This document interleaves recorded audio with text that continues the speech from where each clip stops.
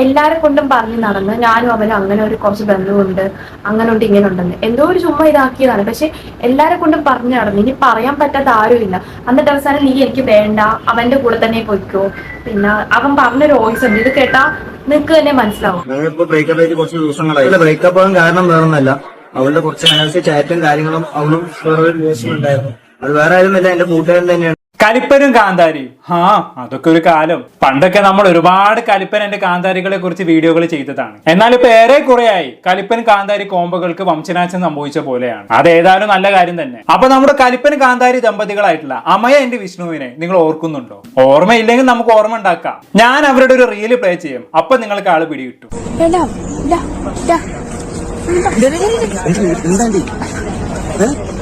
എനിക്കുണ്ടല്ലോ ഒരാഗ്രഹം. എന്ത്? എനിക്കുണ്ടല്ലോ മീൻ കറിയും ചോറും വേണം. മീൻ കറിയും ചോറും വേണടാ. പൈസ ആയിരുന്നു നിന്റെ അപ്പം തരിക. എനിക്ക് ആലപ്പി കൊണ്ടുപോകും. ആലപ്പി സ്ഥലം ആലപ്പി. നിങ്ങക്ക് മനസ്സിലായി? ആലപ്പി സ്ഥലം മനസ്സിലായിക്കൊന്ന് പറഞ്ഞു കേട്ടാ. മനസ്സിലായി എല്ലാവർക്കും. എന്നെ അടിക്കല്ലോ. ജപാൻ കണ്ടെത്തിയത് ഞങ്ങളാണ്. കഞ്ചാവ് കണ്ടെത്തിയത് ഞങ്ങളാണ്. ഇപ്പൊ ഇവര് പിടി കിട്ടിയോ? പണ്ട് ഇതുപോലുള്ള അപരാധ റീലുകൾ പഠിച്ചു വിട്ട് ഫേമസ് ആയ കലിപ്പനും കാന്താരിയുമാണ് ഈ പറയുന്ന അമ്മയും വിഷ്ണുവും. ഞാൻ ഇവരെ കുറിച്ച് ഒരു വർഷം മുമ്പ് ഓൾറെഡി ഒരു വീഡിയോ ചെയ്തിട്ടുള്ളതാണ്. നിങ്ങൾക്ക് ഇനിയും ഇവരെ പിടി കിട്ടിയില്ലെങ്കിൽ ഞാൻ ഷോർട്ടായി ഇവരുടെ ബാക്ക് സ്റ്റോറി പറയാം. ഈ അമയ ആൻഡ് വിഷ്ണു എന്ന് പറയുന്നത് യൂഷ്വൽ കലിപ്പൻ കാന്താരി ദമ്പതിമാരെ പോലെ തന്നെ ഒളിച്ചോടി വിവാഹം ചെയ്തവരാണ്. ഇവരുടെ നീണ്ട 8 വർഷത്തെ പ്രണയത്തിന് ശേഷമാണ് ഇവർ ഒളിച്ചോടി കല്യാണം കഴിച്ചത്.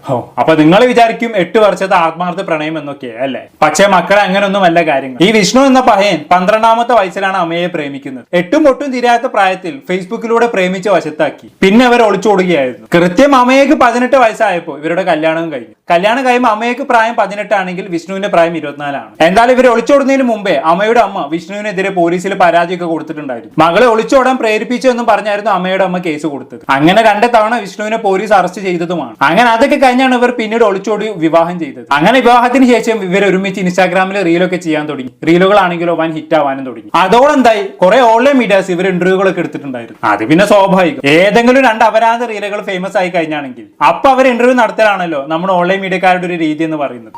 അതെന്തേലും ആവട്ടെ, നമുക്ക് വിഷയത്തിലേക്ക് വരാം. ഇപ്പൊ ഞാൻ എന്തിനാണ് ഇവരെ കുറിച്ച് പറയുന്നതല്ലേ നിങ്ങളിപ്പോ ചിന്തിക്കുന്നത്? കാര്യമുണ്ട് മക്കളെ, ഞാൻ വെറുതെ ഒന്നും പറയൂലല്ലോ. സംഭവം ഈ പറഞ്ഞ വിഷ്ണു ഇന്നലെ ഇൻസ്റ്റാഗ്രാമിൽ ഒരു റീൽ അപ്ലോഡ് ചെയ്തിട്ടുണ്ടായിരുന്നു. പാർട്ട് 1 എന്ന് പറഞ്ഞുകൊണ്ടാണ് ആ റീൽ അപ്ലോഡ് ചെയ്തത്. അതിൽ അമ്മയുമായിട്ടുള്ള റിലേഷൻഷിപ്പുമായി ബന്ധപ്പെട്ട് വിഷ്ണു കുറച്ച് കാര്യങ്ങൾ സംസാരിച്ച് വെക്കുന്നുണ്ട്. അത് കണ്ടതിന്റെ അടിസ്ഥാനത്തിലാണ് ഞാൻ ഇന്നിങ്ങനെ ഒരു വീഡിയോ ചെയ്തത്. സംഭവം എന്താണെന്ന് വെച്ചാണെങ്കിൽ ഈ പറഞ്ഞ വിഷ്ണുവും അമ്മയും തമ്മിൽ ബ്രേക്കപ്പ് ആയി എന്നുള്ളതാണ്. അതെ, ഒരുപാട് വർഷത്തെ ദിവ്യ പ്രണയത്തിനൊടുവിൽ അവർ പിരിയുകയാണ് സുഹൃത്തുക്കളെ. വലിയ അതിശയൊന്നും തോന്നാനില്ല. കാരണം ഇങ്ങനെ എടുത്തു ചാടി വിവാഹം കഴിച്ചവരെല്ലാം പിരിഞ്ഞ ചരിത്രമാണല്ലോ ഉണ്ടായിട്ടുള്ളത്. അതിവിടെയും ആവർത്തിക്കപ്പെട്ടു, അത്രയേ ഉള്ളൂ. ഇനിയിപ്പോ ഈ ബ്രേക്കപ്പിന്റെ കാരണം എന്താണെന്നുള്ളത് നിങ്ങൾക്ക് അറിയണ്ടേ? അതാണ് മുട്ടൻ കോമഡി. എല്ലാ കഥയിലെയും മെയിൻ വില്ലൻ തന്നെയാണ് ഇവിടത്തെയും വില്ലൻ, അതായത് അവിഹിതം. വിഷ്ണു അമ്മയുടെ അവിഹിതം പൊക്കി, അതോടുകൂടി ഇവര് ബ്രേക്കപ്പ് ആയി എന്നാണ് വിഷ്ണു വീഡിയോയിൽ വന്ന് പറയുന്നത്. അതുപോലെ അമ്മയെ അവിഹിതത്തിന് പോയത് ആരുടെ കൂടെയാണെന്ന് അറിയോ? അത് മറ്റാരുടെയും കൂടെയല്ല, വിഷ്ണുവിന്റെ ബെസ്റ്റ് ഫ്രണ്ടിന്റെ കൂടെ തന്നെ. വിഷ്ണുവിന്റെ മറ്റ് ചങ്ങാതിമാരുമായാണ് വിഷ്ണു ഈ കാര്യം അറിയുന്നത്. അതോടെ വിഷ്ണു എന്താക്കി, നേരെ പോയി അമ്മേന്റെ ഫോൺ ചെക്ക് ചെയ്തപ്പോ കാണുന്നത് എന്താണ്? വിഷ്ണുവിന്റെ സുഹൃത്തുമായിട്ടുള്ള അമ്മയുടെ അവിഹിത ചാറ്റുകൾ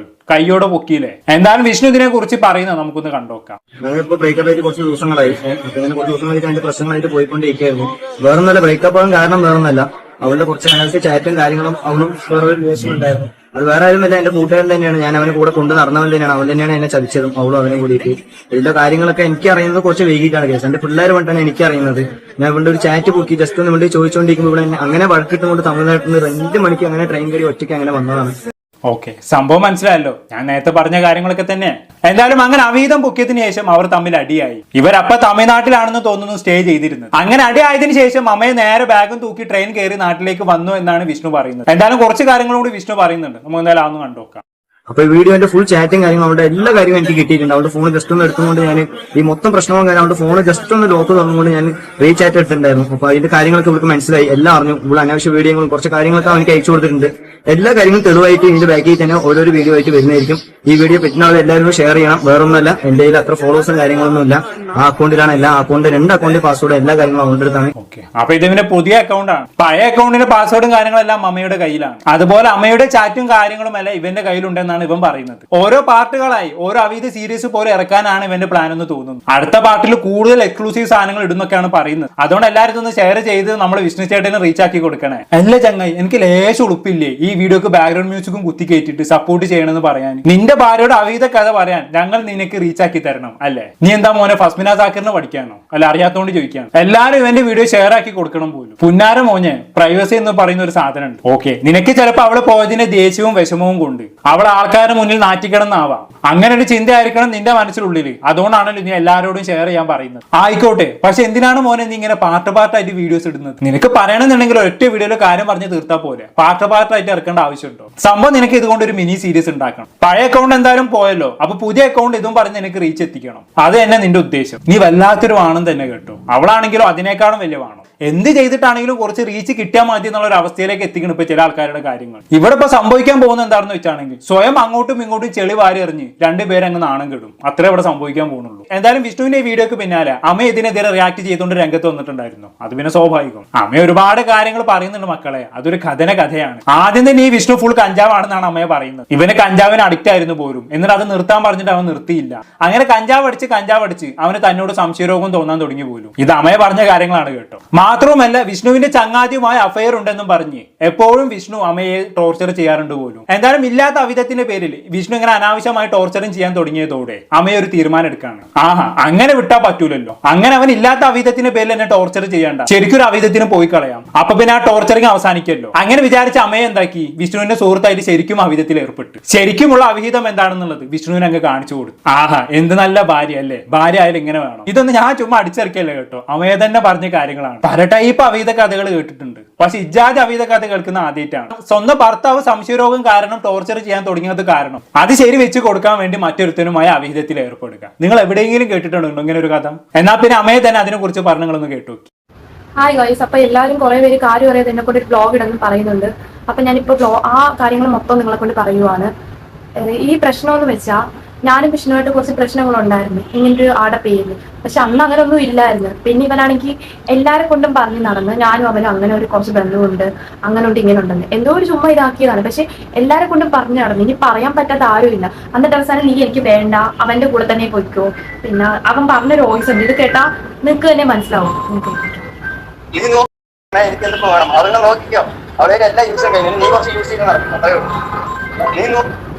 ഈ വോയിസ് നിങ്ങൾ തന്നെ കേട്ടാ അവൻ ഇത്രയൊക്കെ പറഞ്ഞതാണ്. പിന്നെ ഞാൻ എങ്ങനെ അവന്റെ കൂടെ പോകണം? പിന്നെ ഞങ്ങൾ തമ്മിൽ കല്യാണമൊന്നും അങ്ങനെ കഴിഞ്ഞിട്ടൊന്നുമില്ല. ജസ്റ്റ് ഇങ്ങനെ ഒരു ഇത് മാത്രമേ നിയമപരമായിട്ട് ഞങ്ങൾ തമ്മിൽ കല്യാണമൊന്നും കഴിഞ്ഞിട്ടില്ല. ഇപ്പോഴാണെങ്കിൽ എന്നെ ഫുള്ള് ബ്ലാക്ക് മെയിൽ ആണ്. നിങ്ങൾ തന്നെ പറ. പിന്നെ എനിക്ക് ഈ ടൈമിൽ കഞ്ചാവൊക്കെ ആദ്യം വലിക്കുമായിരുന്നു, അതെനിക്ക് അറിയാമായിരുന്നു. പിന്നെ ഇതൊക്കെ നിർത്തിയാലേ ഞാൻ വരുത്തോളം എന്നാണ് ഞാൻ അവനെ കൊണ്ട് പറഞ്ഞത്. എന്നെ കൊണ്ട് എല്ലാം നിർത്തി എന്നാ പറഞ്ഞത്. പിന്നെ ഞാൻ അറിയാതെ ഈ കഞ്ചാവൊക്കെ വലിക്കാൻ തുടങ്ങി. എന്നെ കൊണ്ട് അറിയാതെ അപ്പൊ തന്നെ പറയും എന്നെ അത്ര ഇഷ്ടമുണ്ട്. എന്നെ ഇതൊക്കെ വലിച്ചിട്ടാണ് അവൻ ഇങ്ങനത്തുള്ള സംശയരോഗമൊക്കെ കാണിച്ചത്. അപ്പൊ അതുകൊണ്ട് ഞാനിപ്പോ ശരിക്കും കാണിച്ചു കൊടുക്കുക ഇവനുമായിട്ടുള്ള ഈ ബന്ധം. ഇപ്പോഴാണ് ശരിക്കും ഇനിയാണ് കാണിച്ചു കൊടുക്കാൻ പോണത്. എന്തായാലും വാവ് ആയിട്ടുണ്ട് കേൾക്കാൻ. അമ്മയുടെ മധുര പ്രതികാരം കൊള്ളാം. ഇല്ലാത്ത അവീതത്തിന്റെ പേരിൽ എന്നെ സംശയിക്കാനായോടോ നീ? എന്നാ പിന്നെ ശരിക്കും അവീതം കാണിച്ചു തരാടാ. ഇനിയും എന്നെ കുറിച്ച് അവീതം സംശയിച്ചു കഴിഞ്ഞാണെങ്കിൽ ഞാൻ ഇനിയും അവീതത്തിൽ ഏർപ്പെടും. പിന്നെ അമ്മയെ കുട്ടിയോടാണോ എന്റെ കളി? ഇതിനൊക്കെ എന്ത് പറയാനാലേ?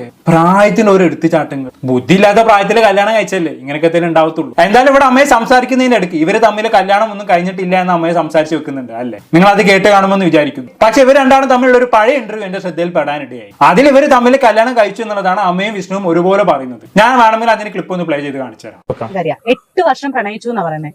അപ്പൊ ഇപ്പൊ ഏകദേശം അവർക്ക് 21-22 വയസ്സേ ഉള്ളൂ. എനിക്ക് 25, അവൾക്ക് 19.